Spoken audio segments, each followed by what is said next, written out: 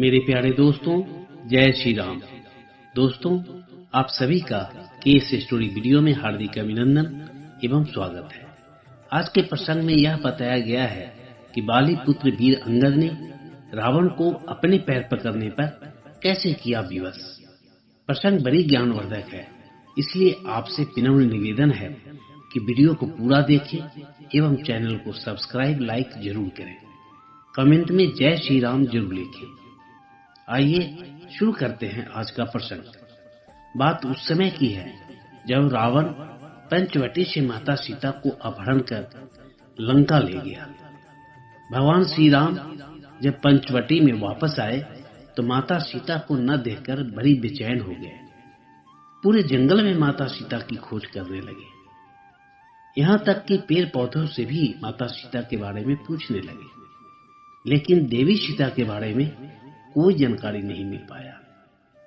जंगल में भटकते भटकते भगवान श्री राम जी एवं लक्ष्मण जी को जटायु गिद्ध से मुलाकात हुई और उन्होंने ही बताया कि देवी सीता को रावण पंचवटी से अपहरण कर पुष्पक विमान में बैठाकर ले गया है, लेकिन कहाँ गया है इसका कोई जानकारी मुझे नहीं है। यद्यपि देवी सीता को रावण से मुक्त कराने के लिए मैंने उस पापी रावण से युद्ध भी किया, जिसमें मेरे पंख भी कट चुके हैं। जटायु गिद्ध की बात सुनकर भगवान श्री राम काफी दुखी एवं चिंतित होकर देवी सीता की खोज करने के लिए आगे निकल चुके। कुछ समय के बाद हनुमान जी से भेंट हुई और फिर किष्किंधा की राजा सुग्रीव से उनकी दोस्ती हुई। श्री राम जी की व्यथा सुनकर सुग्रीव के आदेश के मुताबिक पूरे वानर सेना चारों दिशाओं में जाकर माता सीता की खोज करने लगे। आखिरकार हनुमान जी ने माता सीता का पता लगा ही लिया और पहुंच गए लंका नगरी की अशोक वाटिका में, जहां पापी रावण ने माता सीता को अशोक के पेड़ के नीचे रखा हुआ था। हनुमान जी अशोक वाटिका में माता सीता से मिले, अपना परिचय दिया और माता सीता के द्वारा दिए हुए निशानी को लेकर भगवान राम के पास पहुंच गए। हनुमान जी देवी सीता के बारे में सारी बातें भगवान राम जी को कहे और फिर कुछ ही दिनों में प्रभु श्री राम अपनी वानर सेना के साथ समुद्र के किनारे पहुंच गए, जहां पर प्रभु ने शिव जी की पूजा की और नल, नील तथा सारे वानर सेना मिलकर समुद्र पर पुल बना दिए, जिस पर सारे वानर सेना एवं स्वयं प्रभु श्री राम लक्ष्मण सहित लंका में पहुंच गए। कुछ समय के बाद भगवान श्री राम जी के आदेश के मुताबिक वानर सेना रावण से युद्ध करने के लिए तैयारी करने लगे, लेकिन दयालु श्री राम जी ने पापी रावण को एक मौका देना चाहते थे कि अब भी समय है, रावण माता सीता को आदर के साथ मुक्त कर दे। इसलिए प्रभु श्री राम जी ने रावण को समझाने के लिए शांति दूत के रूप में अंगद को लंका में भेजे, ताकि रावण आदर सहित देवी सीता को मुक्त कर दे और युद्ध भी न होने पाए। अब अंगद रावण के दरबार में पहुंच जाते हैं और अपने स्वामी श्री राम जी का पैगाम रावण को सुनाते हैं, लेकिन पापी रावण मानने को तैयार नहीं था। फिर अंगद ने रावण को अपमानित करने को सोचा। अंगद ने भरी सभा में रावण को कहा, लंकेश, अरे ओ कुजाती, अरे ओ जर, तेरे 20 आंख होने पर भी तू अंधा है। तेरे जन्म को धिक्कार है। यदि तुझे अपनी सेनाओं पर बड़ा अभिमान है तो मैं श्री राम की ओर से तुम्हारे समस्त योद्धाओं को चुनौती देता हूँ कि मैं अपना पैर आपके इस दरबार में जमीन पर जमा देता हूँ। यदि आपका कोई योद्धा मेरे पैर को इस धरती से उठा सके तो मैं अपने स्वामी की ओर से ये वचन देता हूँ कि वो अपनी हार मानकर लंका से वापस चले जाएंगे। अंगद की चुनौती भरी बातें सुनकर रावण, मेघनाथ एवं नाना आदि सब के सब आश्चर्य करने लगे। अब अंगद अपने स्वामी श्री राम जी का मन ही मन स्मरण करके रावण की सभा में जय श्री राम बोलकर अपने दाहिने पैर को जमीन पर टिका दिया। समूझी राम प्रताप कपि कोपा, सभा माजपन करि पद रोपा। अब अंगद के पैर को बारंबार रावण, मेघनाद, नाना साहब और समस्त वीर योद्धा देखने लगे।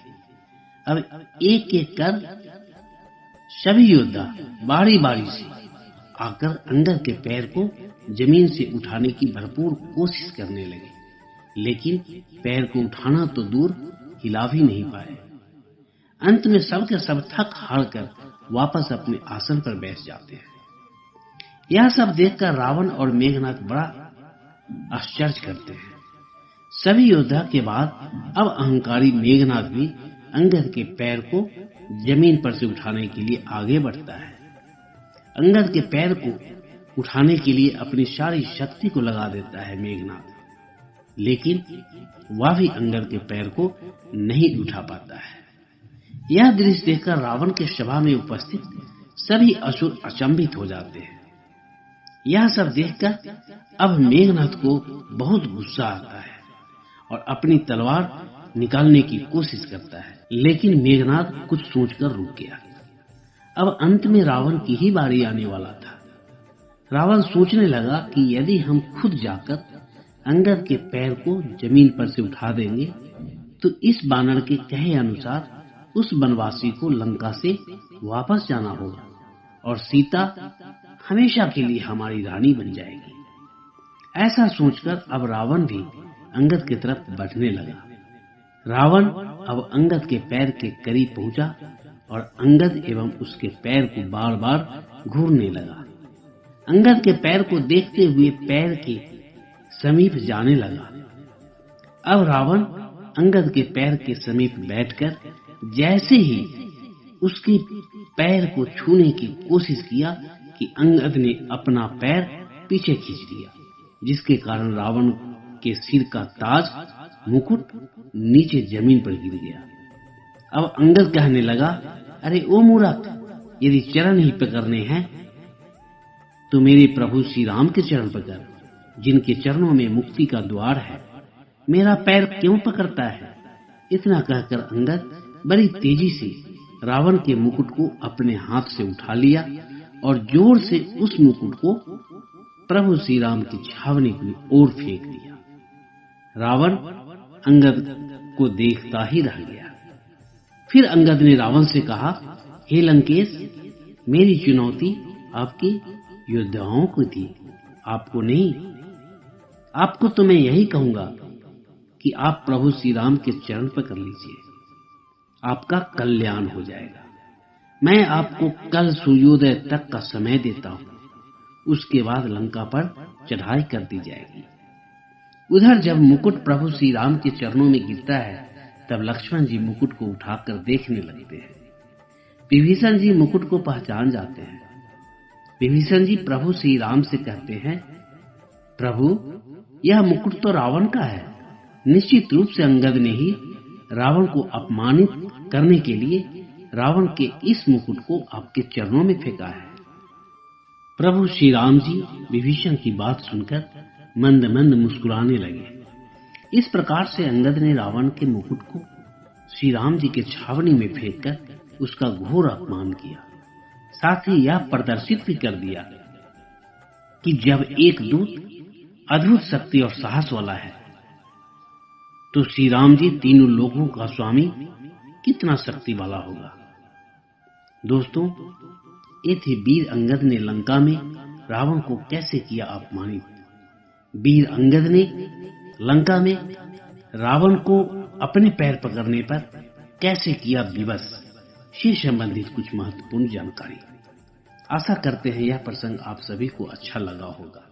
दोस्तों, प्रसंग यहीं पर खत्म हो रहा है।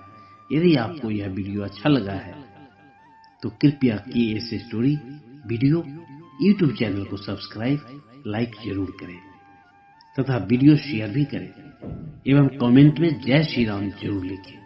जय श्री राम, जय श्री राम, जय श्री राम, जय श्री राम।